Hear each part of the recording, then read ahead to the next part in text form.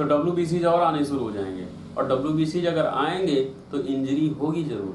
तो auto immune antibody dependent reaction के कारण इंजरी फिर से होनी शुरू हो गई, और अब उस प्रोसेस में ये एंटीबॉडी डिपेंडेंट ये क्लस्टर फॉर्मेशन हो रहा था और ये इंजरी भी हो गई, तो ये प्रोसेस भी स्टार्ट हो जाएगा और यहाँ से फाइब्रिनोजन रिलीज भी होगा।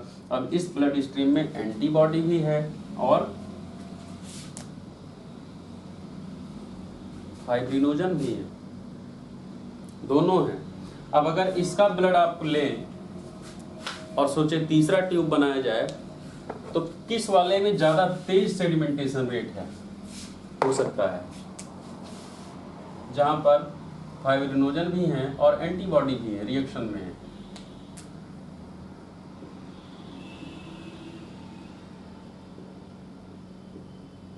तो इस वाले सैंपल में आप देखेंगे कि ESR का जो रेट है वो ज़्यादा फास्ट सेडिमेंटेशन होता है और यहाँ आपको ESR ज़्यादा मिलेगा।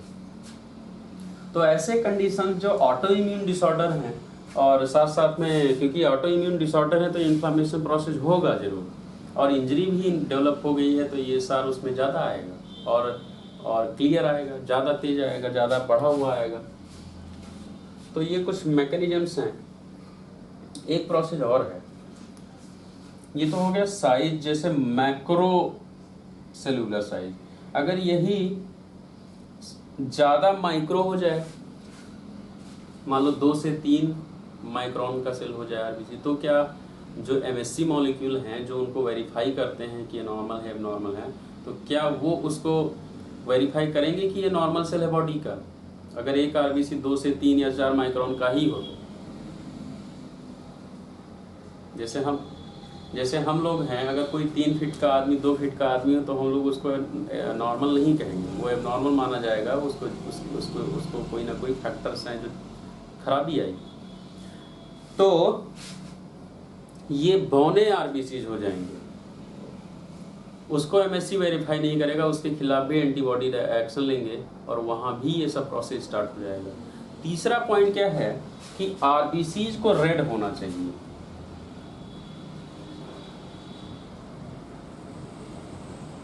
शाइनी रेड होना चाहिए। तो उस कलर को भी देखकर MSC उसको वेरीफाई करते हैं कि अच्छा ये शाइनी रेड है और ये हमारे जान पहचान का सेल है। लेकिन अगर किसी कारण से RBC में हीमोग्लोबिन की कमी होने लगे, और तो RBC का जो रेडिश कलरेशन है वो आप एरिथ्रोपोइसिस में पढ़ते हैं कि हीमोग्लोबिन जब डेवलप होना शुरू होता है, मैच्योरेशन में आता है, तो धीरे धीरे हीमोग्लोबिन मैच्योरेशन के कारण वो रेडिश पिंक होता चला जाता है। लेकिन अगर हीमोग्लोबिन मैच्योर ना हो तो जो शाइनी रेडिश पिंक है वो उतना डार्क रेड RBCs नहीं होंगे जितना नॉर्मली माना जाता है कि इतना नॉर्मल में होना चाहिए।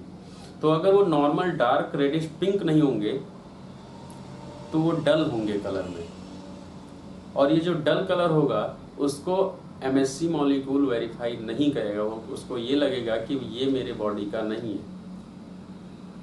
जैसे आपके बीच में अफ्रीकन्स आ जाएं तो आप जान जाएंगे कि ये हमारे बीच का नहीं है।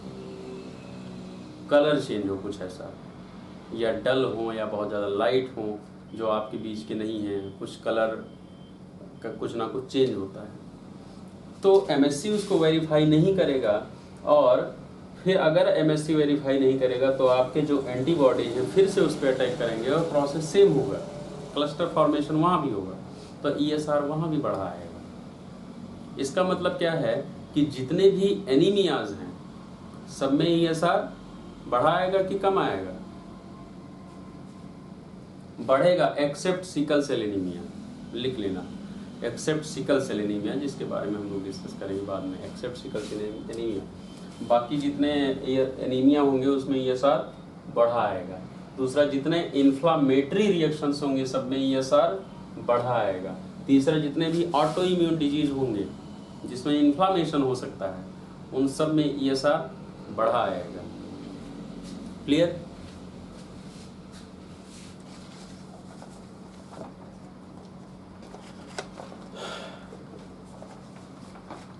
ESR जब टेस्ट कर रहे होते हैं तो इसके 3 स्टेप्स होते हैं।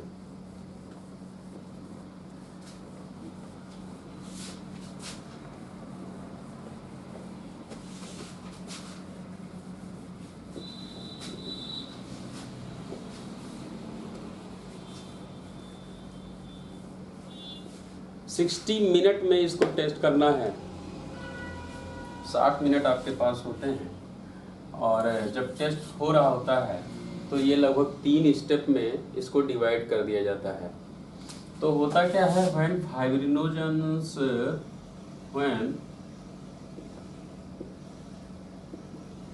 fibrinogens covered RBC, when fibrinogens covered RBC, अब अगर फाइब्रिनोजन सारे आरबीसी को कवर कर दें तो आरबीसी पास में आने की कोशिश करते हैं और ये एक दूसरे के साथ चिपकना शुरू कर देते हैं, कुछ ऐसा जैसे पैसे के सिक्के एक दूसरे के ऊपर रखे हुए हैं। इसको कहा जाता है रोलेक्स फॉर्मेशन।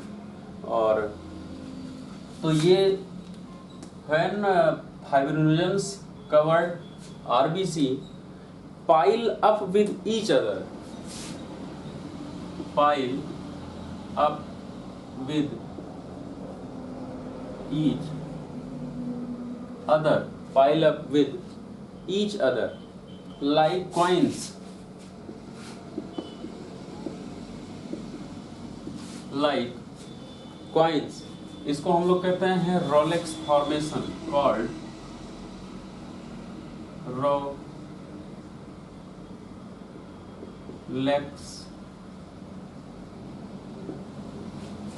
Rolex formation. यहाँ क्या है, सारे आरबीसी पॉजिटिव है, रोलेक्स फॉर्मेशन। इसको हम लोग जो पूरा का पूरा सिस्टम है इसको हम लोग 3 पार्ट में डिवाइड कर सकते हैं, क्योंकि 3 प्रोसेसेस हैं जिसकी वजह से सेडिमेंटेशन रेट बढ़ सकता है। सबसे पहला जो प्रोसेस होगा वो ये होगा कि आरबीसी, अब अगर रोलेक्स फॉर्मेशन हो गया है तो आरबीसी की ग्रेविटी बढ़ रही होगी, increase gravity of RBC, gravitational force, gravity of RBC. दूसरा, अगर ग्रेविटी नीचे जा रही होगी तो ट्यूब में सब आरबीसी पास आने शुरू हो गए होंगे, तो ये पैक, तो इनकी डेंसिटी बढ़ रही होगी, इनकी भीड़ बढ़ रही होगी। जैसे बहुत सारे लोग एक रूम में एक कोने पे एक बैठा है, एक कोने पे एक कोने के दूर बैठे हों तो लगेगा कि डेंसिटी नहीं, लेकिन अगर सब लोग एक ही कोने में डालकर और सबको प्रेस कर दिया जाए तो बहुत ज़्यादा भीड़ उस एरिया में होगी और उस एरिया में स्पेशली डेंसिटी बढ़ जाएगी। तो आरबीसी जब नीचे सेडिमेंट होना शुरू होते हैं तो डेंसिटी उनकी बढ़ जाती है, तो इनकी density, increase density of RBC. और जब डेंसिटी बढ़ती है तो क्लस्टर फॉर्मेशन स्टार्ट होता है। जब पास में आना शुरू हो जाते हैं, जितना ज़्यादा पास जाएंगे आरबीसी उतना ज़्यादा क्लस्टर फॉर्मेशन होगा। तीसरा पॉइंट जो है वो क्या है, क्लस्टर फॉर्मेशन।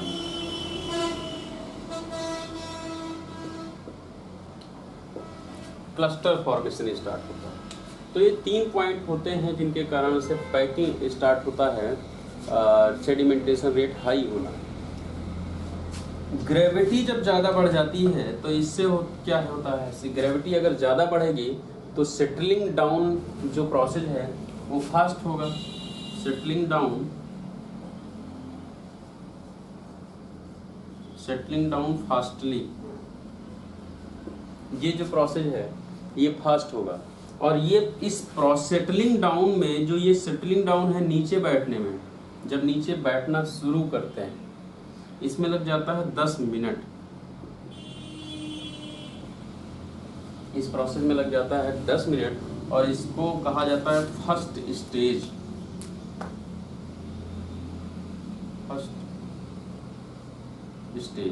ये फर्स्ट स्टेज है, 10 मिनट लगता है।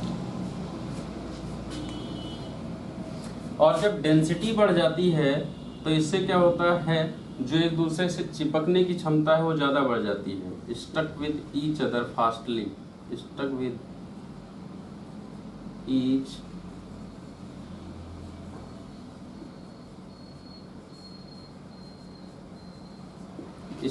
Each other fastly.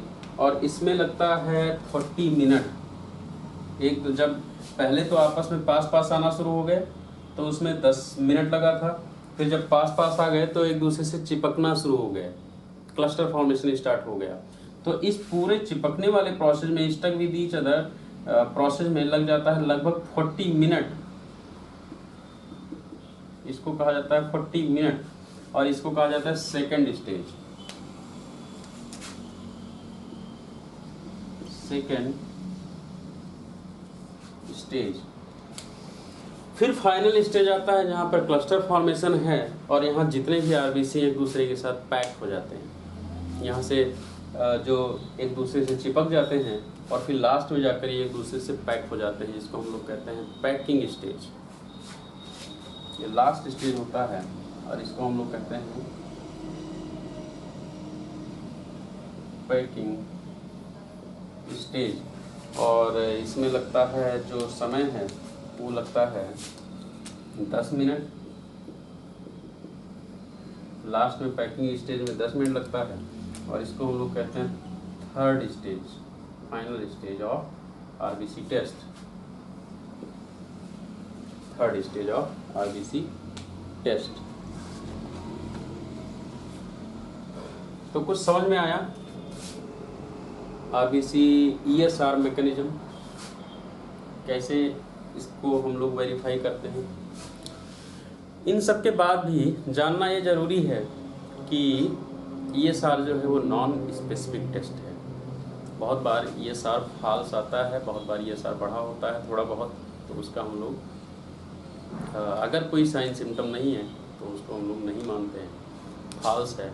और इसको वेरीफाई करने के लिए, इसको क्लियर करने के लिए जो बाद में किया गया कुछ टेस्ट ऐड किए गए जो इन्फॉर्मेशन को वेरीफाई करते हैं, ईएसआर को वेरीफाई करते हैं कि जो ईएसआर दिखा रहा है वो सही है या गलत है।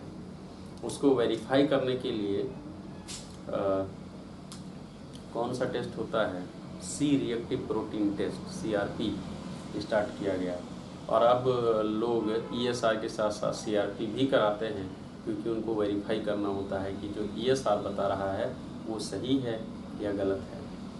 तो हम लोग जो सीआरपी पढ़ेंगे, सी रिएक्टिव प्रोटीन पढ़ेंगे, वो नेक्स्ट लेक्चर में फ़िलहाल पढ़ेंगे। इस लेक्चर में हम लोग पढ़ रहे हैं ईएसआर। मान लेते हैं कि कोई एक पेशेंट है, फीवर का है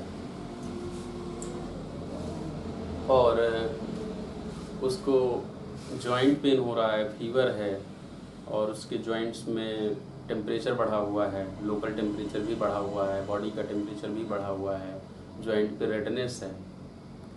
अगर ऐसे पर्सन का ईएसआर कराया जाए तो क्या होना चाहिए? बढ़ा होना चाहिए या कम होना चाहिए? ऐसे पर्सन का ईएसआर बढ़ा होना चाहिए। मान लेते हैं किसी पेशेंट का आपने एक हीमोग्राम करवाया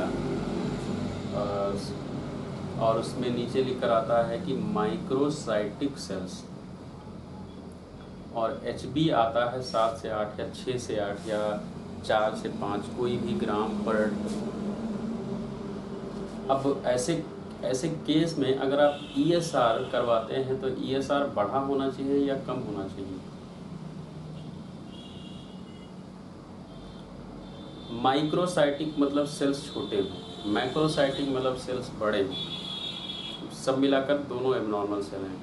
तो इस दोनों कंडीशन में ईएसआर बढ़ा होना चाहिए।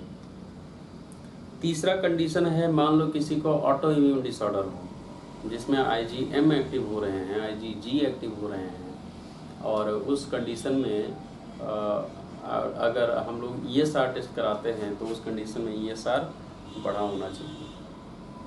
ईएसआर कम होने की बात इसलिए नहीं होती है क्योंकि जो उसका वैल्यू है वो 0 से ही स्टार्ट होता है, तो कम होने का कोई मेथड या क्लिनिकल सेंस है नहीं। जो हम लोग पढ़ते हैं वो हम लोग पढ़ते हैं बढ़े होने का। तो मैं बहुत सारे डिजीजेस का नाम इसलिए नहीं लिखा रहा हूँ कि किस में बढ़ेगा किस में घटेगा। अच्छा, एक चीज़ और है, अगर कहा जाए कि घटेगा भी, कि ईएसआर किस में एब्सेंट मिले या कभी बढ़े ही ना, कुछ ऐसा हो, तो घटने वाले में हम लोग क्या सेंस लगा सकते हैं अगर इस पूरे मैकेनिज्म को पढ़ा जाए तो? मान लो किसी का लीवर फेल हो तो क्या उसमें ईएसआर बढ़ सकता है?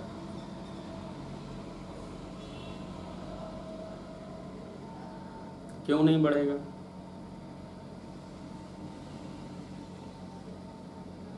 हाँ, अगर किसी का लीवर ना हो उसके अंदर या लीवर फेल हो चुका हो तो फाइब्रोजन प्रोटीन रिलीज ही नहीं होगा, तो ये सार बढ़ेगा ही नहीं। तो कुछ पॉइंट्स ऐसे हैं जो आप रिवर्स गियर में उसको समझिए कि ये भी है, उसको भी समझना जरूरी है। तो ये आपका ये सार का एक छोटा सा लेक्चर रहा है।